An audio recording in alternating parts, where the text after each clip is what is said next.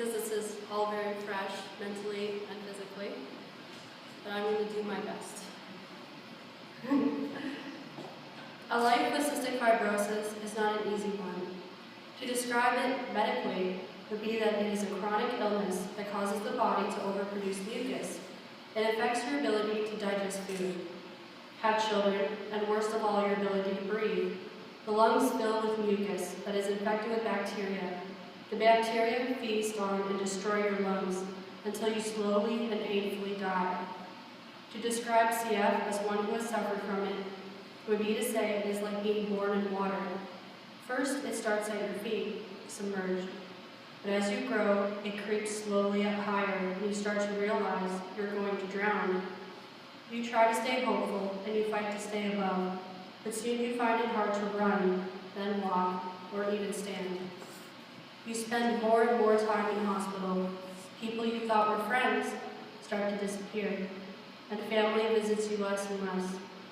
Nurses become your best friends, and the realization that you won't be getting married, seeing or even understanding the world, having a family, watching your nieces and nephews grow up becomes everyday thoughts.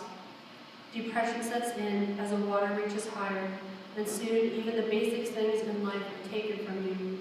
Soon you can't get out of bed, you can't shower, eat, talk, and you're left laying in a hospital bed, sleeping and trying not to drown as you cough up brown mucus that smells of rotten flesh. Family comes around more. They smile and they talk to you, but they worry and cry when they think you're not looking.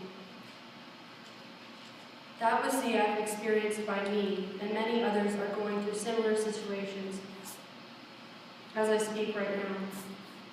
Now let me tell you about my second chance. As I lay in hospital and I knew death was close, after the incident where my heart had to be stopped 3 times to prevent me from a heart attack, as my heart was working very hard to get the oxygen in my body, I decided to go on the transplant list. I was transported by helicopter to Toronto General Hospital, where I sat in ICU waiting for new lungs. As the day went on, I began to accept death. I knew either way this was going to turn out, I was going to breathe without pain or without struggling. I told my dad as he helped me eat a yogurt, I was too weak to even hold the spoon, that I could only hold on for a little longer. He understood. I was moved to the top of the transplant list, but still I waited. On the evening of January 4th, a nurse arrived and told me lungs were coming. Then I would get them January 5th at 11 a.m. I felt very at peace in that moment. Tomorrow was going to finally be the day when I would know if I could rest or have a new life to fight for. On the afternoon of January 5th, I had my surgery. I was cut underneath my rib cage and new lungs were placed inside. It was just me, the surgeons, and God. I awoke to blackness. At first I told myself, I'm definitely alive because this is way too uncomfortable to be heaven. I tried to move, but I felt paralyzed from pain. Machines beeped, tubes came from everywhere, but I told myself, it's only going to get better from here now. Instead of drowning, I had to learn to swim and get to the surface. As I recovered, I learned how my community had pulled together and finances wouldn't be a problem. I just needed to focus on getting better. My father supported me as I healed. When I needed a hand, he would offer it, but he would also encourage me to do what I could on my own. Now, thanks to transplant surgery, I am here now. I am breathing and living healthy. But being in the ICU for so long, I made friends there with people who are still waiting for their transplants and their gifts. Some do not make it, and it saddens me. There are not enough donors. That's why it is so important to be a donor.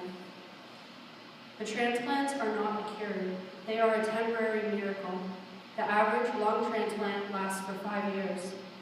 That's why it is so important to donate to cystic fibrosis research, so that CF can stand for cure found, and no more men, women, or children have to suffer from this terrible disease. I hope you all enjoy your night, and know that your donations are making a difference. And to learn more about organ donation, visit beadonor.ca. Thank you.